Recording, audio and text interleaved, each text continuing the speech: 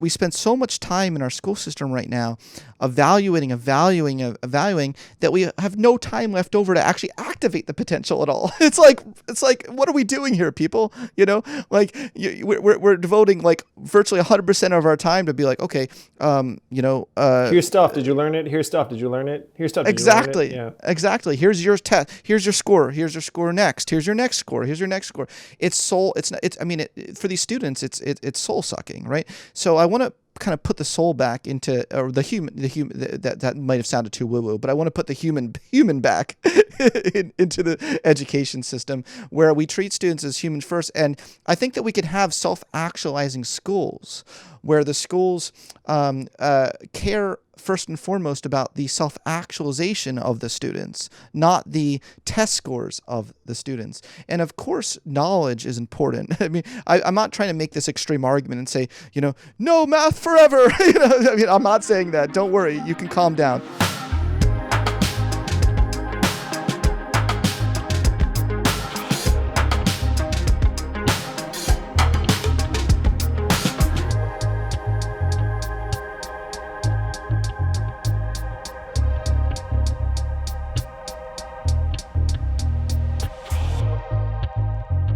On today's episode of Yang Speaks, humanistic psychologist Scott Barry Kaufman joined to talk with Andrew. So a lot of the ideas we ran on for president, Scott has done actually clinical research on things like why we educate, how we should be educating human beings, if we will, and why our society is not particularly set up for us to be successful. It's a fascinating conversation. You're going to love it. And also, just as importantly, want to let you guys know every Thursday, we're back with more Yang Speaks episodes, and we're doing a series on the future of. We've done the future of money. We've done the future of energy. We're going to do the future of space. We're going to do the future of cloning. We're going to do crazy stuff. So make sure you're tuning in on Thursdays as well, because Thursday episodes are back. But right now, Scott Barry Kaufman, humanistic psychologist, talked with Andrew Yang on Yang Speaks.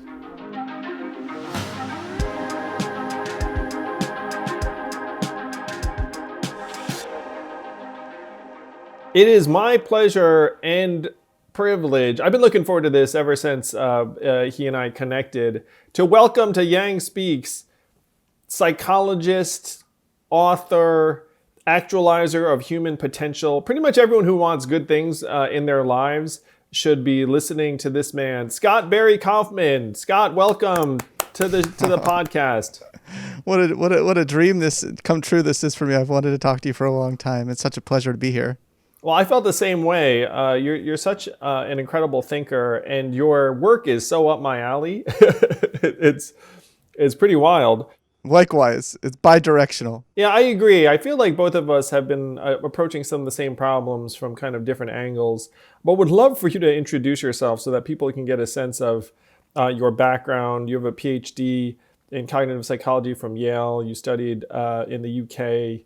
I think you have like a BS in also cognitive science from Carnegie Mellon or one of these other very, very frankly, like esteemed institutions. But tell us a little bit more about yourself, like how you arrived at that point and how you became passionate about studying how people, frankly, can be like happier, healthier, stronger. Sure, yeah. So I'm a humanistic psychologist and I have a training in cognitive science, but I'm really interested in understanding what it means to be human, what it means to be a vital human, to live a life of meaning and purpose and creativity. And I really got interested in this topic as a young kid when I was put in special education for a learning disability that I had. And I felt as though the kids that were in the classroom with me in the special ed classroom were capable of so much greater things than anyone gave them credit for. And do you have a sense as to why they put you there or identified you in that way? Yeah, well, I had an auditory processing disability that just made it hard. I had a lot of fluid in my ears, so it just made it hard for me to process things in real time. I have a friend who had a son who had that issue, and then like his teachers categorized him as like like having a learning issue, and really you just couldn't hear stuff. I mean, that's all it was, yeah. And they took that extra couple milliseconds as some sort of indication that I was stupid. And not only that, but I was also like, I definitely was an oddball in terms of my creativity and my imagination. Like when all the other kids were sitting in the circle listening to the teacher read a story, I was running around in my Superman cape. So there definitely were, they didn't know what to do with me for sure. But I was put in special ed. And I remember even at a very young age that I just thinking to myself, there's got to be a way to show the teachers and parents what my friends are capable of here in special ed. I mean, they're capable of so many amazing things. And then, I got into this field wanting to study intelligence. And so that was my entryway into the field, was the cognitive science of intelligence and IQ testing. Wow, this is a very fraught topic. Now, I mean, and you were ahead of the curve because you've been studying this for decades at this point. So tell us more. Well, I was kept in special ed till ninth grade. And I remember just sitting there bored out of my mind. We were supposed to be taking untimed tests. They would remove me from the mainstream room, history classroom, and put me in a special room to take an untimed test. I remember thinking to myself, like, if this is untimed, I have the rest of my life to finish this test. So I'm like checked out. Like, this is boring. And a special ed teacher took me aside who had never seen me before. And after class, she just said, "I think I see you." It was like a terrifying moment. I was like, what is she saying? But she's like, I think that, why are you still here? I can tell that you're clearly not challenged. And it quickly turned from like, why am I here, to like, yeah, why am I here? And I called my mom. I ran to the payphone and I called my mom and I said, "Hey mom, I'm not reporting back to special ed ever again." And she's like, "Can we talk about this when you get home?" But I set up a whole meeting with like the school superintendent and the school psychologist and everything, because I was the first one in like Lower Merion High School the school district to break out of special ed. I was the first one to come, the student themselves say, "You know what, I'm out of here." And they said, "We'll let you out on a trial basis," which didn't feel like a great vote of confidence. They said, like, if you get out and you fail all your classes, you're coming back. So I said, okay, well, I'm going to prove you all wrong. And in one semester, I went from a D remedial, I wasn't supposed to ever go to college, to like straight A honor student in one semester. Yeah, and then you kept putting up straight A's, I assume, for a while to go to a place like except for Carnegie Mellon. dance class in college, I got a C. Yeah. Well, you had a dance class at Carnegie Mellon, which I did not know. Actually, so this is more to the story. This is kind of interesting. The reason why I was in dance classes is because I was so determined to study intelligence and psychology that I went and I auditioned for the opera program at Carnegie Mellon, so I could still get into Carnegie Mellon. It turned out that I had some music talent. My grandfather was a cellist with the Philadelphia Orchestra, and I was taking voice lessons, and I sang my heart out, and I got a scholarship to Carnegie Mellon for my opera singing. And then I transferred in through the back door to psychology once I got there. That's incredible. So you were such a talented singer that you could actually get into a college on that basis? When did that talent become evident? After I got out of special ed in high school, I signed up for everything because I was like, what am I capable of? You have to understand, Andrew, I had prior to that moment at my education system, I only viewed myself as this disabled, broken kid, And then so I signed up for everything. I signed up. I was like, I'm going to do West Side Story. I'm going to do this and this. And I was joking one day with my friends. I had a friend who was in the choir, and I was in there and I was joking because I was like, you all sound like this. Oh. And then the choir teacher was like, that's really freaking good. Like, are you an opera? Like, do you have training? And I was like, no, I'm making fun of you all. And so it turned out like, I actually have an operatic voice. Who knew? And then I started to take some lessons and I fell in love with like Les Mis, and my dream was to be Javert. And that was my audition song at Carnegie Mellon was Stars from Les Mis. What a story.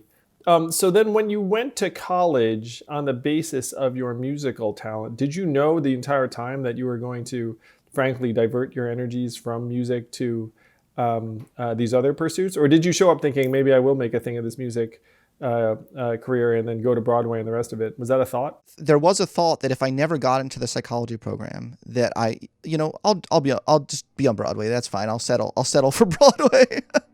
But what happened is I discovered, I took a course on cognitive psychology with Ann Fay at Carnegie Mellon, and I was reading this textbook, and I got to the chapter on intelligence, And it was Howard Gardner calls this a crystallizing experience. There's this moment in your life where you suddenly realize, oh, that's what I'm meant to be doing on this earth. Wow. And I looked at the front cover and it said Robert Sternberg, Yale University, who was the author of the book. And in that moment I said, that's it. I'm going to study with Robert Sternberg. I'm going to do everything that it takes. I'm going to be the grittiest mother beeper. And I don't know if I can curse on your podcast, but I'm going to be the grittiest person, person ever. And I'm going to make it into Yale and study with Robert Sternberg because he just inspired me so much with his thoughts about intelligence. Then he had creative and practical intelligence. He said were important in addition to analytical intelligence. And I said, that's exactly what I've been saying since I was 5 years old. There are these ideas you have out there, and then when someone puts it into a term, you're like, yes! Yeah. And it's such a gift to the world. I try my best to take advantage of that in ways big and small. Where, as an example, when I'm on a team and then someone says like, hey, we should do this particular project, and I get excited about it, my first move is to name the project. Because as soon as you name something, then it becomes much more real to people. So 2 of the first steps I take are, number 1, you name it. And then number 2, you look at someone and say, and now you are going to be responsible for a project, red table or whatever it is. So it's great that you encountered that in Professor Sternberg. And then you got hooked and you ended up getting a PhD from Yale, studying with him. Yeah, that's exactly right. I did a cold email. I said, can I be your personal assistant intern for free over the summer? I'll come to Yale, do anything you want. I was doing that with everyone. I was also studying, I don't know if have you ever heard of Herbert Simon, the Nobel Prize winner? Herb Simon, he studied, he came up with the idea of satisficing, that most people don't actually choose the best decision. They're like good enough. They choose decisions that are good enough. He's right. Give that man a Nobel Prize. Exactly. Yeah. That's what it was a brilliant idea, at the time, because believe it or not, economists at the time had it didn't even dawn on them that that's how humans make decisions. They just assumed that the humans were maximizers. Isn't that interesting? No, we're not. We're not maximizers. We're definitely satisficers. I studied with Herb Simon, and he took me under his wing as well. And I was just like, teach me everything. I just everyone I could find. I said, teach me everything. I cold emailed the head of this Cambridge University psychology department. I said, can I just take off a year of Carnegie Mellon and go to England, and will you teach me everything about IQ? He was one of the leading IQ researchers, and I thought that it'd be really cool for me to keep my own past a secret and not tell any of these IQ researchers about that, their tests or what limited me in my life, but just try to learn the truth and just try to make a contribution to the field so they would take me seriously someday so that I could then change the field. But I knew that I had to learn the classics, so to speak. It's a very patient approach, Scott. It's a very impressive, patient approach. Determined. Determined.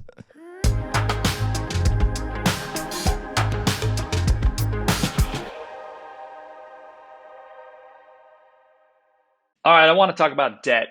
On a personal level, I've had some debt. I had about 200 or so grand in student loan debt I had to pay off, and I got out of college. And then what happens if you have debt is you start to get other types of debt, including credit card debt. And I want to talk to you about Upstart, because Upstart is a fast and easy way to get a personal loan to pay off your debt all online. It's like a debt consolidator, and they use a better algorithm to figure out your actual credit score. So if you're doing credit cards or high interest debt or personal expense or student loan debt, all these things, over 500,000 people have used Upstart to get simple fixed monthly payments, which I like. You put it all in one place. They find smarter rates with trusted partners because they assess more on your credit score, because you know and I know that you're a lot more than just a freaking number. So they use a lot of different inputs, which makes your payment determination way more accurate. So find out how Upstart can lower your monthly payments today when you go to upstart.com/yang. That's upstart.com/yang. Don't forget to use our URL and let them know we sent you. Loan amounts will be determined based on your credit, income, and certain other information provided in your loan application. Go to upstart.com/yang.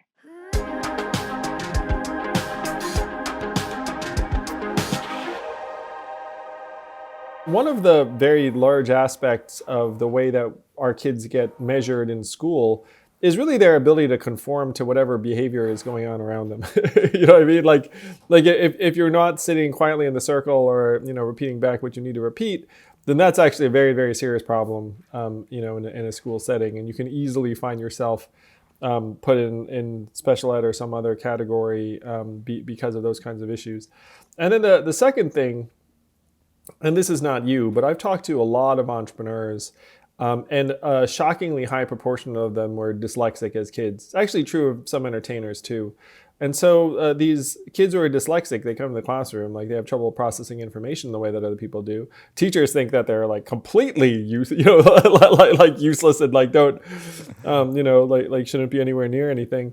But then a lot of them wind up finding really creative ways to do their schoolwork, to do projects, to get things done.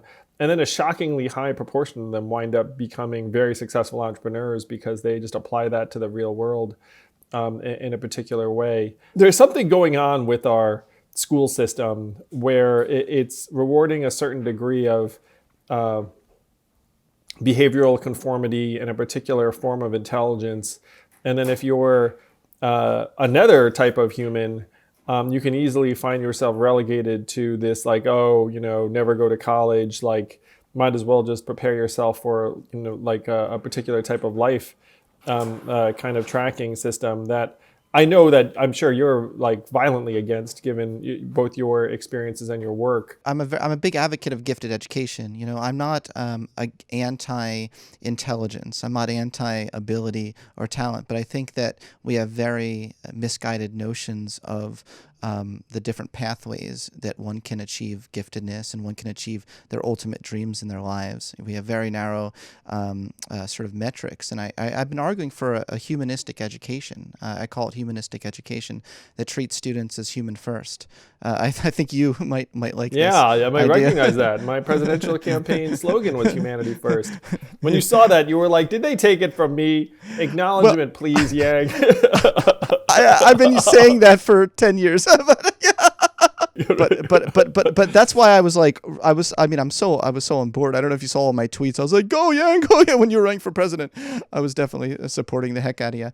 But no, I'm really all about a school system that treats students not as like what score they could appear on a test, but that views them as the totality of who they are. And sometimes that does include intelligence. So I'm not one of these extreme anti-IQ kind of researchers. I think that there are kids who have extraordinarily high IQs and they're not served well by the school system. My argument is more that no students are being served by the school system. That's interesting. So you've now written several important books that each put forward very important ideas.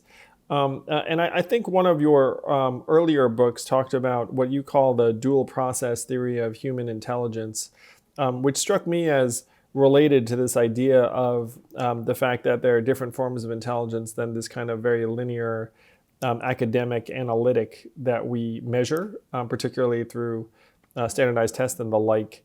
And so was this your original research? Was this something that you developed over an extended period of time alongside other folks who've been looking at this for a while?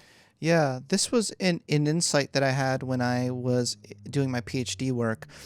I knew that I wanted to go beyond the standard metrics of IQ, but I wanted to do it in a very systematic way that would earn me the respect of my fellow intelligence researchers. I didn't just want to say, you all are stupid, like the whole field sucks. No, I wanted to actually do something meaningful. And when I was looking to the literature, it dawned on me that almost all these IQ tests are all at the conscious level, like conscious reasoning.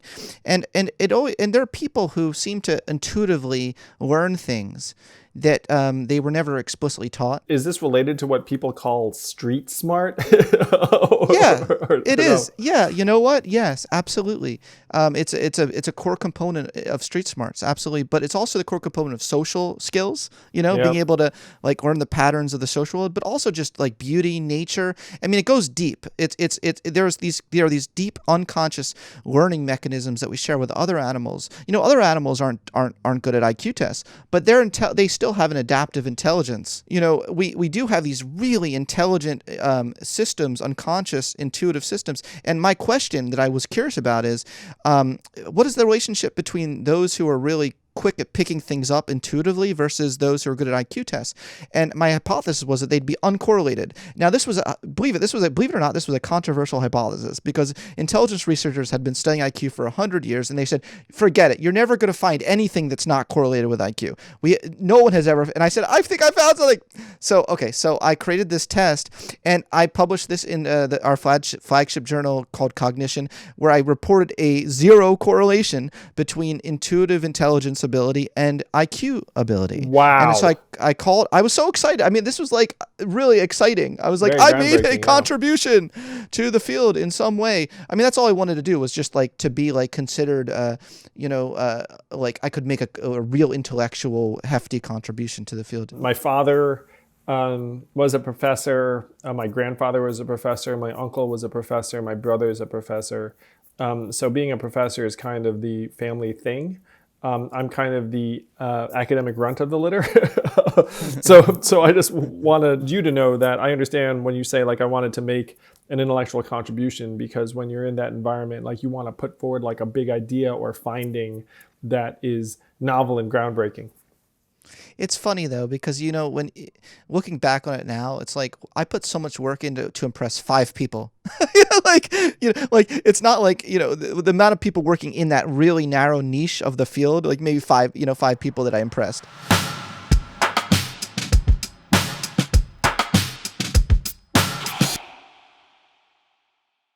All right, I want to talk about debt.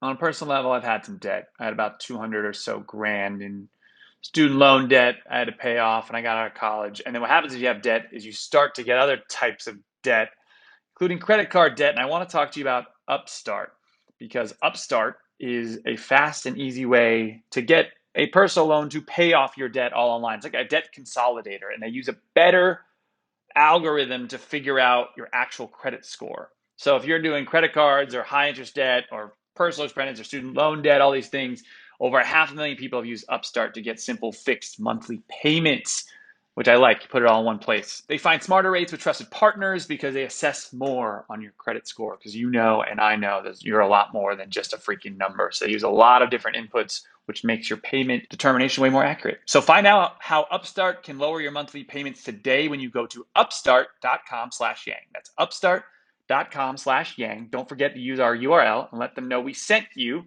Loan amounts will be determined based on your credit, income, and certain other information provided in your loan application. Go to upstart.com/yang.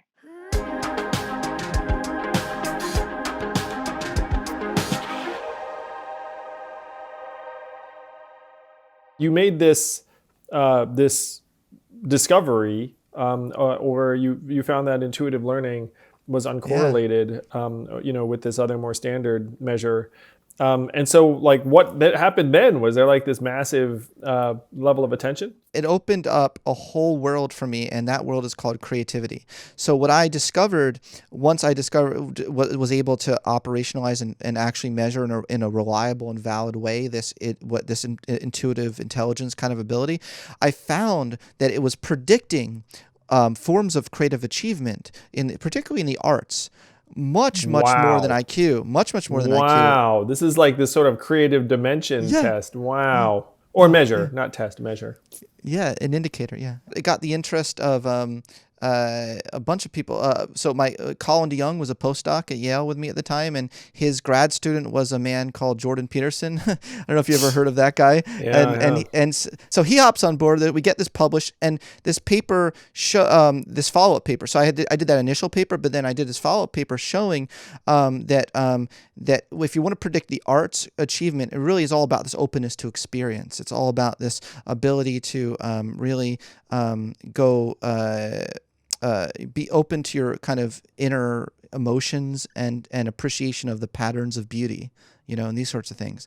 And that's an important skill that we don't even like appreciate as important at all. We definitely do not, brother. I mean, that is for sure. I was around kids when I was young at these things called nerd camps. They were run by Johns Hopkins.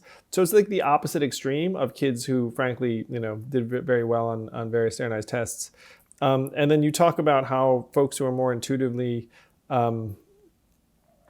intelligent maybe have degrees of social skills or creativity, or let's call it like judgment or problem solving, things like that.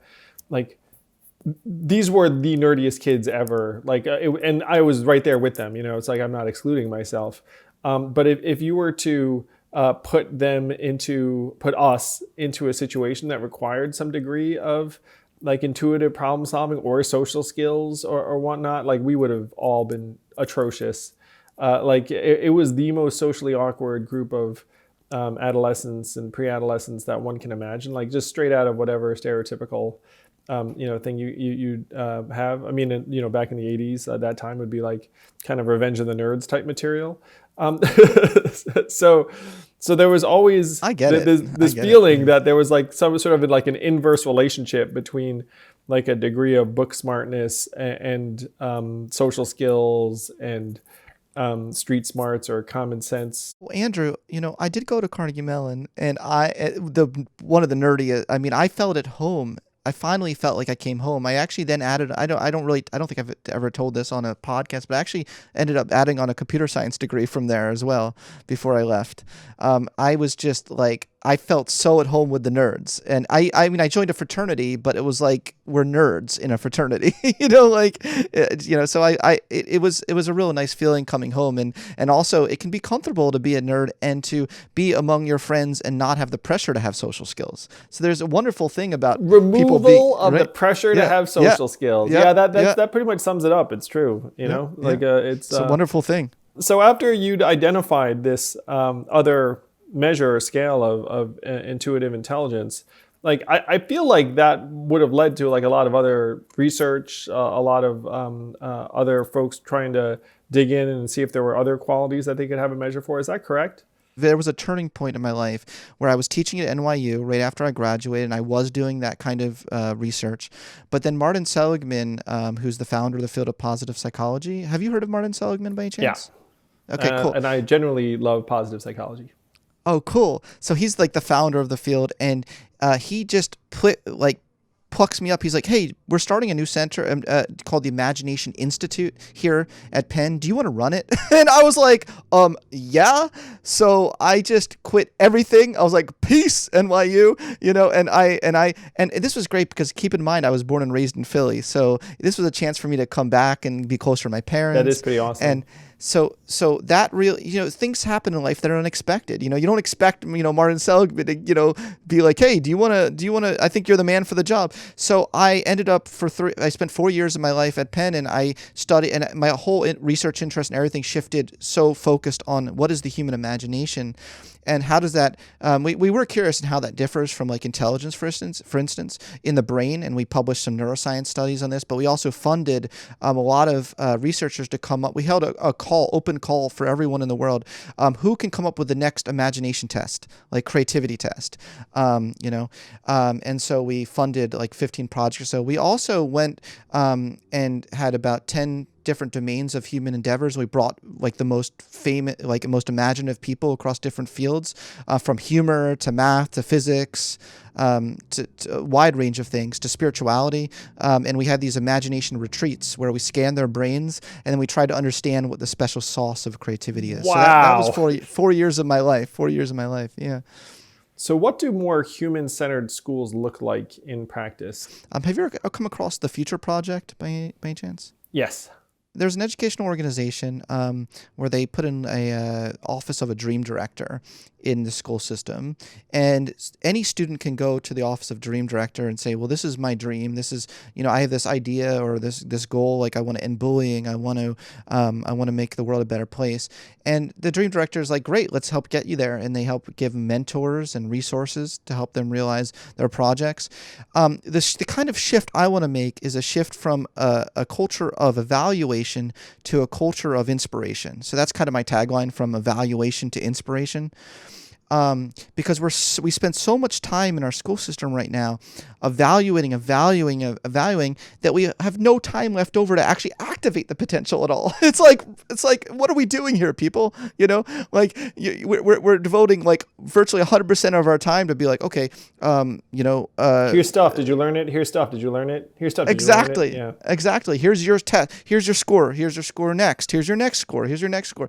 It's soul. It's not. It's. I mean, for these students, it's soul sucking, right? So I want to kind of put the soul back into, or the human. That might have sounded too woo woo, but I want to put the human back into the education system, where we treat students as humans first. And I think that we could have self-actualizing schools, where the schools care first and foremost about the self-actualization of the students, not the test scores of the students. And of course, knowledge is important. I mean, I'm not trying to make this extreme argument and say, no math forever. I mean, I'm not saying that. Don't worry. You can calm down. I know you like math. I do too. Well, one of the things I just want to let you know, I'm very open to the fact that, and this is data driven, is that arts and drama really help kids. Right, exactly. Yeah. Like college readiness goes up, interest in college goes up, like that. So you should know I'm very, very open to the fact that arts and creativity should be central in our education, particularly as most people know, like if you're concerned that AI and technology are going to do a lot of rote tasks. And so, trying to teach our kids to become better processors and robots themselves is probably a loser. Yes.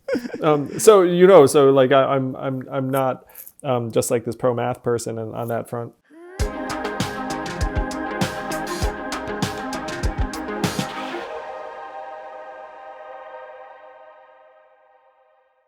Are you unhappy with your smile? You no longer have to be, because thousands of people have used Candid, the clear, comfortable, removable, and practically invisible aligners to straighten your teeth. And now people love their smile. Seriously, like they sent me these testimonials of real people with like their actual stories. So Justin in Georgia was like, hey, I used to have a gap in my front and the side. And then people were staring at my mouth all the time. And now Candid was a perfect company for me, because you can't stop me from smiling now. It's pretty cool how much a smile goes a long way. And Candid is a pretty awesome company. They basically pair you with a licensed orthodontist who's an expert in tooth movement, and you have the same orthodontist who created your plan from start to finish. So you never have to wonder how you're doing. You get paired with one, and it's just 6 months. You'll start seeing results way before then, and it's thousands of dollars less than traditional braces. So here's the deal. Become your best you with your best smile. Start straightening your teeth today. Right now, you can save $75 on Candid Starter Kit. Go to candidco.com/yang and use the code YANG. That's candidco.com/yang. Use the code YANG. Take advantage of this limited time offer and save $75 on your starter kit. candidco.com/yang, code YANG.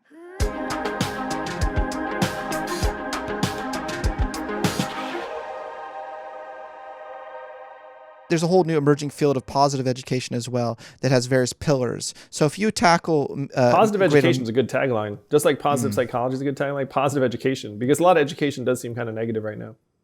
It really does. Which do you like better, humanistic education or positive education? Positive somehow. You ought to be funny. Maybe instead of humanistic, it'd just be like human education. Like that actually makes me laugh. But there is something to that word. I mean, I obviously love the word human. Like, again, it was like one of our main ideas. But to me, like human education, like there is something inhuman about our educational system right now. I mean, that is right. Happening. Well, maybe we need a positive humanistic education. Like, let's get all the words in there. Positive education is good because there is also a sense that our current educational system is a little bit negative. It's a little bit like, conformist. It's preparing kids for an economy that really has not existed for decades. And, like there are other things like that you can look at about our current system. Well, it's incredible. You become like this champion of creativity, imagination, intuition. And it really is like at a whole different axis than a lot of our current schools are teaching at. So what is that movement looking like? Like, what is that energy? So you've got like Seligman and Penn. You've got but what does it look like writ large? And who are like the major figures in addition to you that are trying to push things in a more human direction? So they have big positive education conferences, with like thousands of people from all over the world, come to these conferences. But if I can just give some shout outs, Peggy Kern over in Australia is leading the way of positive education in Australia. It's for some reason England and Australia, in addition to the U.S., are the ones that are most interested in positive education, and virtually all of Australia and England educators come to these conferences.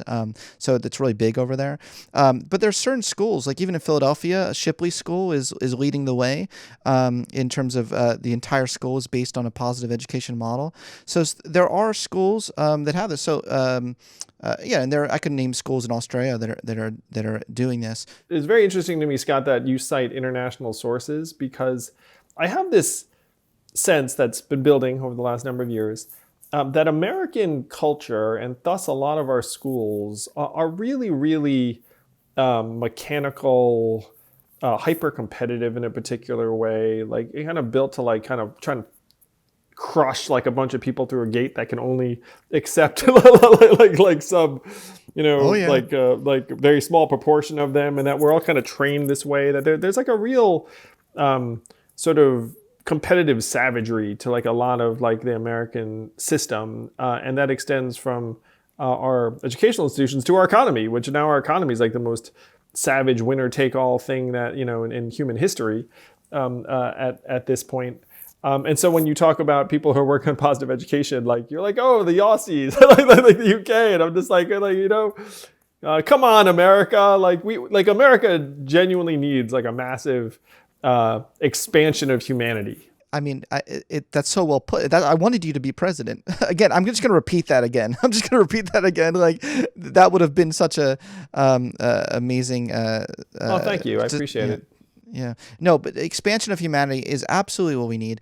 But if I may just go even a little bit further to more concrete proposals, because I really do believe in bringing in data. I believe in evidence. I don't want to make arguments. If you try to build something on just ideology, for instance, that's like building something on a sandcastle. You need it to have evidence based to a certain degree, and you have to be flexible to update the evidence in light of new information.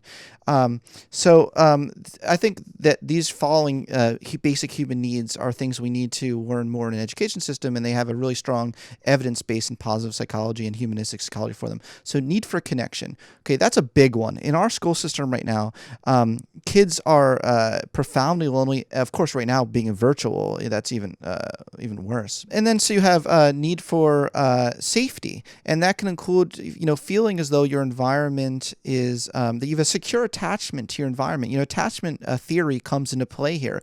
It's important to have a secure attachment to not just your parents, but we don't often talk about the necessity of having a secure attachment to your teachers. Who's talking about that? And what that just means is that you feel like, they have your back. If you fail, if you fall down, that you can trust. There's trust in your environment. We have a real trust crisis right now in America with each other. The next one in my revised hierarchy of needs is the need for self-esteem. But I specifically talk about healthy self-esteem versus narcissism. We do see a lot of narcissism around, in the current generation. When I say that, the current generation of kids get mad at me. A lot of it's social media, man. I mean, there's a real, you literally have numbers attached to how many people like you. Exactly. But that's different. So narcissism is, how do you think you're better than others? But just a healthy self-esteem is that you just think you're worthy. And I do think we have a crisis of people feeling as though they're good. A lot of people enough. do not genuinely feel like they are worthy. And, and you made the argument in the Scientific American article that this is tied to the way we're treating people through things like the economy or the lack of universal basic income. It was one of the points of my campaign was look, if you had universal basic income, and then you could all look at your child and say, your country loves you, your country values you, and you're going to be all right, and we're going to invest in you. And as someone who's run organizations, I've made this argument, is you can always tell if an organization's investing in you and if it's not. it takes you approximately 2 days to figure out if an organization's investing in you. And right 2 now, seconds sometimes. yeah, it's like by the second day, you're like, okay, I see what's going on here. And this is one reason why when organizations put on these, frankly, kind of like sometimes sort of like overdone or ridiculous like trainings or boot camps or in like rituals and whatnot, no matter how like frankly like dumb it is, it actually still shows like a form of investment. Like they're willing to like spend company time on like, like whatever the training rigmarole is. That's actually an excellent sign in the scheme of things, even though some of those things are, a little ham-handed. So right now our country, in my opinion, is not investing in people in a genuine way, and people are kind of picking up on it. And then it's like, do you feel like you are worth something? You can put on a brave face, but then like when you press on it, like a lot of people, are struggling with it. I couldn't agree more. And we're not listening to each other's suffering. We're kind of putting our own suffering in a lot of ways and in a lot of ways we're not realizing that a lot of other people are really going through a lot of this same kind of suffering, even if it takes a different form. Yes. The basic need is unfulfilled.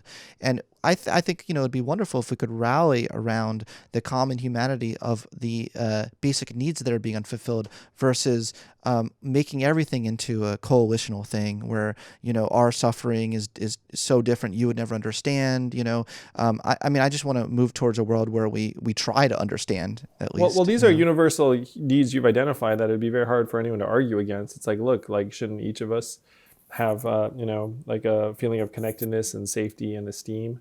And so the values you're identifying right now are something of a recasting of Maslow's hierarchy of needs in your latest book, which I believe is called Transcend. Is that right? This book came out fairly recently, I want to say just last year. Oh, well, yeah. Look what I know. Well, here. For those of you who have the video, there's a copy of like the book. What's right this by doing Scott. here? What's this doing here? Go ahead and read us the subtitle, Scott.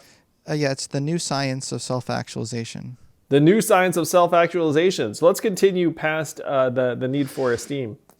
Excellent. So first of all, Maslow never drew a pyramid. So that's a big misconception I talk about in the book that everyone knows the pyramid with like Wi-Fi at the bottom or toilet paper at the bottom. Yeah. It's a meme. It turns out Maslow never drew a pyramid. So I have a sailboat metaphor. So I argue that we have a boat that needs to not have too many holes in it or else you don't go anywhere. But if you just have all your holes, if you just have the boat secure, you're still not going to go anywhere unless you open up the sails and risk going, knowing that the winds could come crashing down anytime, knowing that I don't know if that was the right metaphor. Winds. I don't know if winds crash down, but anyway, you see what I'm saying. Waves crashing down, winds. You still need to go in a purposeful in your mind, direction. which is the bottom of the boat? Is that safety? Is that connectedness and safety? So the boat is security, and the sail is growth. And the three needs that comprise security are these for safety, connection, and self-esteem. So the ones we just discussed was the boat. Like we already just all of the three of them are like the hull of the boat. Yes, I got it. That's the boat. Okay. And if you can have those three needs secure, you feel like you can start to explore the world in a way that you feel vulnerable to this. Yes, I love it. And this is one of the arguments I was making, which was like, look, like you can't get people concerned about climate change if they can't put food on their table that day. You know what I mean? And so so you have to address like the connectedness, safety, and esteem. So what does the mast look like? Like how can you get this boat moving? So if you open the sail, so whereas the base of security is safety, the base of the sail is exploration. The need for exploration is a really deeply evolved need we share with other animals, but it takes unique manifestations in humans because we can bring in the intellect. We can bring in intellectual curiosity. That was another finding that I found in my dissertation research, was that intellectual curiosity was not the same thing as IQ. I found it was only about a 0.50 correlation. Oh, there's some very bright people that are totally incurious. not curious at all. Yes, not one iota. iota, not one iota. Being able to do what we call in our research, we call it cognitive exploration. So you can have behavioral exploration, like Columbus set sail, and that's the physical adventure seeking. But you can also have cognitive exploration, like the human imagination. Like Heck, human. Man, a lot of it's just like, are you reading books and stuff? You know what I mean? But you talk about like the need to explore. Yeah. Exactly. So that's the base. And if you can go, so when you open the sail, you are moving with the spirit of exploration. You're not driven by fear anymore. See, this is the distinction that Maslow made between deficiency motivation versus growth motivation. Wow. When you have a deficiency motivation, everything in your life, what you're trying to do is to make the world comport to your own do we have a lot of deficiency motivation nowadays? Yes. Exactly. We're living in a deficiency motivated nation. That's correct. Yeah, that's and correct. what the language I used on the campaign was mindset of scarcity, but it's the same thing. Same thing. Exactly. Because when you're hungry, right, you're saying, feed me. When you're profoundly lonely, you say, like me. When you don't feel like you've respect, then you start saying, respect me. I deserve respect. But all of that takes the flavor of the deficiency realm of human existence. When you can get to get to the being realm of human existence, or the growth realm, and open up that sail, you are no longer driven by what you are deficient in. You're very forward looking, and you're driven by a spirit of exploration of the unknown, and you're okay with the unknown. But most importantly, you have what Maslow called love for the being of others. You could think of it maybe like universal love, but I've tried to make the case in my book that the need for connection is different than love. You can be very, very connected to people that share similar political beliefs or religious beliefs, or in your in-group, and have a lot of hate for anyone that you perceive to be in your out-group. But when you have being love, you really have a deep, abiding love for the being of everyone that you meet. There's kind of a sacredness to the unique existence. So is that the sail? Is that the fifth thing after the need to explore? Yes. Yep, that's exactly right. So exploration, and then love, and then the third one is the need for purpose. So I argue it's a whole system. Okay, so if you're driven by a spirit of exploration, you have a humanitarian kind of loving sort of orientation openness, on the or world. just like, look, I love people that may disagree with me, or like I don't have certain things in common with. Exactly. And you have a sense of purpose. So from this sailing metaphor, you have a very clear vision of where you're going, even though you might be very far away from your going. And even though there's going to be a lot of setbacks, there's going to be like the sea is unknown, like that's life, folks. I'm sorry to tell you Santa Claus doesn't exist, in the sense, say life, there's going to be a lot of unknowns, but you still have to go. You still have to move. So one side of the ledger is deficiency motivation. The other one is growth motivation. Is that right? Growth, or Maslow called it the being realm of human existence. Sometimes he uses those two things. The B realm. So I think most people listening to this can easily understand and relate to the need for connectedness, safety, and esteem. If those things aren't present, then it's very, very difficult to feel like, you can make positive things happen, or even that, you deserve things. Like do deserve $1,000 a month. I mean, and then the higher order needs are around the ability to explore, to love people that aren't like you necessarily, and then have a purpose. If you ask many people, I think, like, what is your purpose? They'll look at you like it's a very, very odd question, frankly. And I think there are a lot of people that think like even trying to ascertain your purpose is like a very privileged pursuit, because at that point it must be that your other needs are being met. And this is all tied together, where there are so many Americans who are struggling right now in ways big and small that, it's like trying to have someone trying to address some of these higher questions. A lot of them aren't in position to be able to consider them, very rightfully so, and it's one reason why as a society we have to do a much better job of trying to address people's sense of safety and connectedness and esteem from day one. And I think our schools are not doing a good job of those things. It's not just schools. I mean, the fact is, like, one of the things I said on the campaign trail is that schools control about 35% of our kids' educational outcomes. And then the other 2/3 are family environments, income level, unfortunately, type of neighborhood, number of words read to them when they're a child, stress levels in the household, like all of these things. And so we're holding our schools in some ways to an impossible standard because, if like a kid's going home to an environment where they're not gonna be able to learn, it's like, well, like, or in this case, maybe they haven't been in school for a year, and so they're going to show up and, it's like their ability to catch up is going to be more constrained or diminished. But this is an incredible framework. And it's something that I think most everyone can understand and would agree with. And it kind of builds on and adapts Maslow's work in a way that's, I think, very directed and actually more practical in a way. Because I think we've all heard Maslow's hierarchy of needs, and then you're like, all right, like, see the pyramid. Whereas I feel like your work is a little bit more instructive, like it moves us in a direction. And these are the ideas from your book, Transcend, the New Science of Self-Actualization.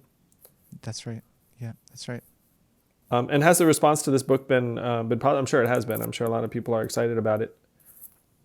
Yeah, I'm really, really pleased at the reception in the field of psychology. Just almost just universal kind of that seems very immodest to say that, universal praise, but it's like, if that's, but like, I don't know how to say it in a way that I don't come people across like as it. Like, It's okay, Scott. Yeah, you can say people that. like it's it. fine. People like it. I've just been very, very pleased with the reception. Aaron Beck, who the founder of cognitive behavioral therapy, he's 99 years old, and he wrote a blurb. He said, "This is a significant advance in psychology," and so that was a Wow, such high praise. Yeah. That must have been so meaningful to you. That was like, I was in tears. Yeah. That must have really given you some bee love. Yes.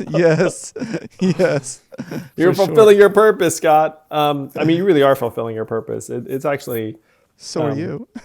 tremendous to see. And I think when someone's doing the kind of work that you can feel like comes from a very deep place within them and it's happening, like, people do sense it. I think it's one reason why people are drawn to you. I mean, you're doing what you're meant to do for sure.